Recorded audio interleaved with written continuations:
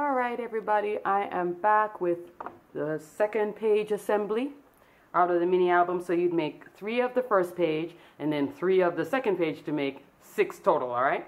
So the base of this one is just a piece of paper that's 11 cardstock. What am I talking about? Paper, right? That's 11 inches high by 7 inches wide. So it's just one sheet. There's no folding or anything like that. So you take your base piece and then you're going to take another sheet of paper, cardstock, 5.5 by 12. You're going to score 1/2 inch and 1/2 inch on the 12-inch side. I realize I didn't do that in the first video, but you can see that the longest side is the one that gets the score lines, right? And I'm going to burnish on each end like so. Take off the score tape, and then I'm going to attach it on the left side. This is now creating that same hinge. Let me turn it this way so you guys can see.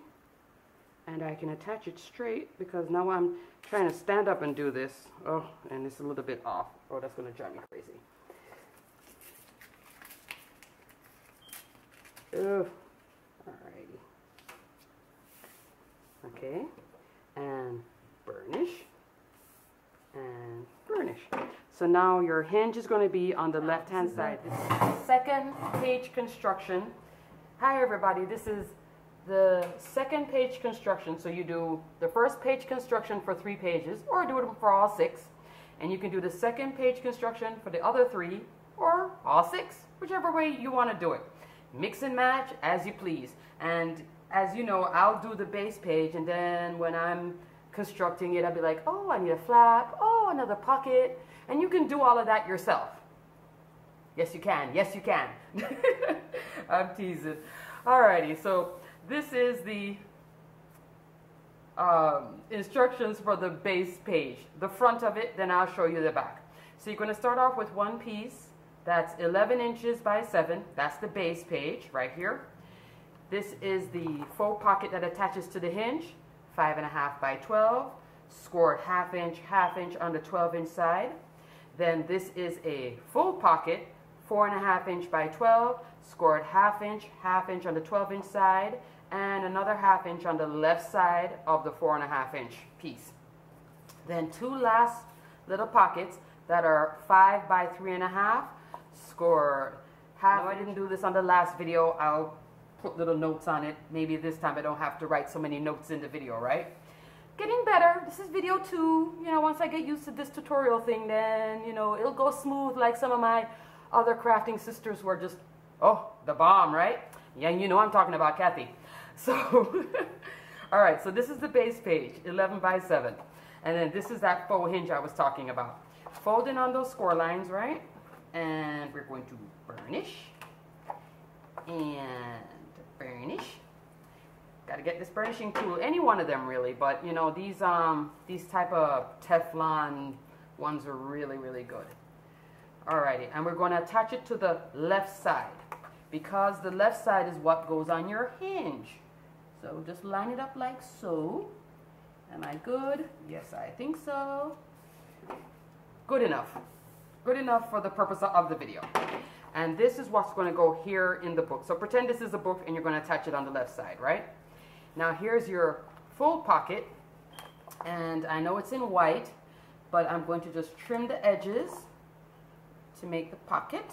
And remember that you cut on that little cross when the 2 score lines meet. So I'm going to fold it first. And then I'm going to burnish. Trying to do this in under 15 minutes is like, you know. That's why I prep the pages first. And you can just, you know, go back over this, make a note, prep your pages, and then just assemble them assemble, do the base, do all 3 with this, then do all 3 with the pocket. That's how I do it sometimes. I don't do each page and then go back and do it again. I just, you know, just assembly line. So then I avoid making a ton of mistakes. And I attach it on the left side here. So this is a full pocket. Still have my opening for the hinge. All right? And there we go. Now we have the little mini pockets that measure 5 by 3.5, and I'm going to trim the corners so it lays down beautifully with my lovely Tim Holtz scissors. I love these big scissors. I had loved the small ones, but these big ones, ooh, they're just perfect for mini album making. Trimming brads and stuff, I'd still use a small one. I think you'd cut your finger off with this big one, unless you're really good at scissors. I don't want to find out, so I use the small ones at that time. I have both of them anyway. I mean, if I was to have a Tim Holtz yard sale, I think we could all have a big yard sale and sell a bunch of his stuff, right, that we've all collected. Alrighty, now I'm going to put this at the bottom first, and I think I may need a ruler, because I think the halfway point of the 11 inches, this whole thing is 11 inches long, right, would be 5.5. So I'm going to flip it upside down to attach the bottom pocket first, like so. It's not really straight, but it is what it is. Now you would measure 5.5 inches. I'm going to eyeball it just for the sake of the video, and then attach that pocket there. So if I were you, I'd just put a little tick mark at 5.5 inches.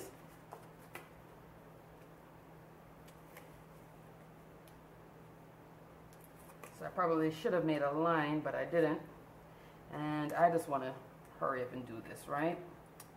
Of course, when you're doing it, you're going to do it nice and neat and sweet and pretty, and have it at 5.5 inches marked there. And so now, front page assembly is done. We have a pocket here, 2 pockets here. Let me see if this fits. Oh, of course it doesn't fit. But you can take your large photo mat right there, and the other photo mat right here. And remember, do not seal this. This is the one that goes on the hinge. Now we're going to flip the whole assembly. So this is the front. Flip the whole assembly over. Now if you wanted this on the back, you would just move everything over to this side.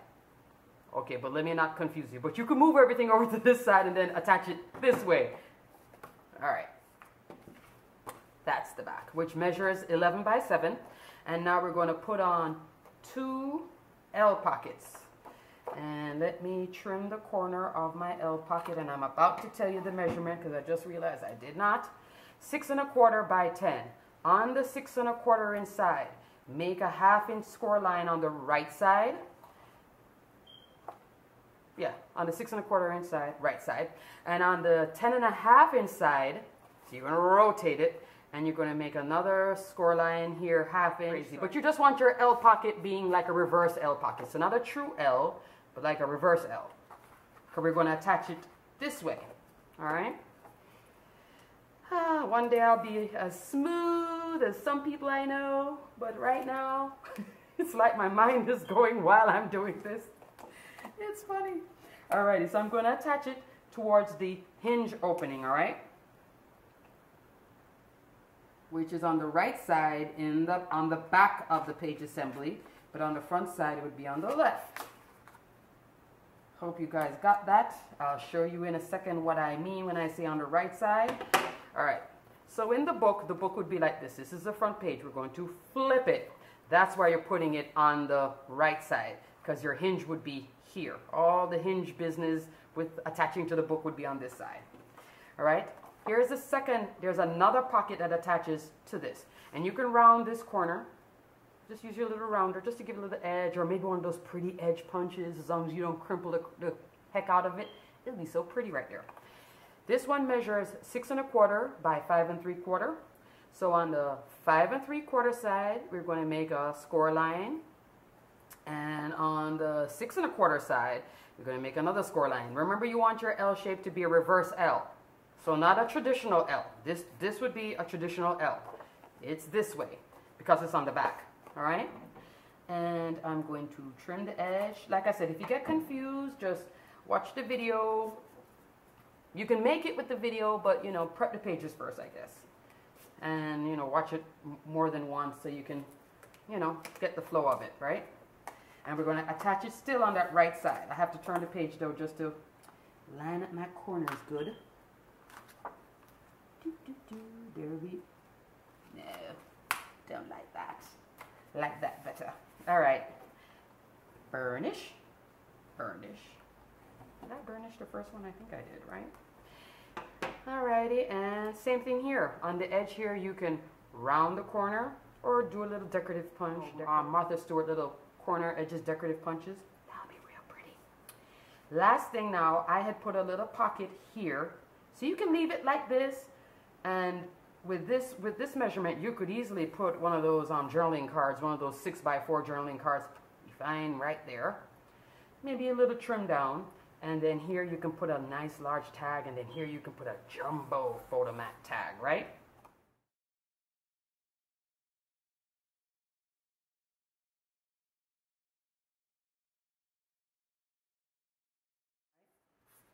So nix that part. Oh boy. And I'm going to make little notes in the editing so you can see it from the beginning in terms of cutting it, so you don't, you know, cut a bunch of them at the wrong size and then realize, wait, this pocket is wider than the little pocket's going to go on. So I just trimmed the edges, and what I did on the 6 1/4 inch side, I scored half inch on either side, rotated it. 2 3/4, I scored another half inch. All right. And my scoring, I really don't like scoring with the scoreboard on the half inch. I find it's just too small, so I score out here. Like if it's 2 3/4, I score out here, half inch out here. That's just me. You don't have to do it that way, but I find jamming my finger and getting the thing on the inside, it drives me bonkers. I don't know, maybe I have big hands or something. I don't know what it is. We all have our little crafting things, right? Everybody does something different. Alrighty, so now we're going to attach this little pocket. So I just burnished on the, folded it in actually. I'm going to burnish now after I attach it, right? Attach it here at the bottom of that other pocket. So this is a little bit thick, you know. There you go.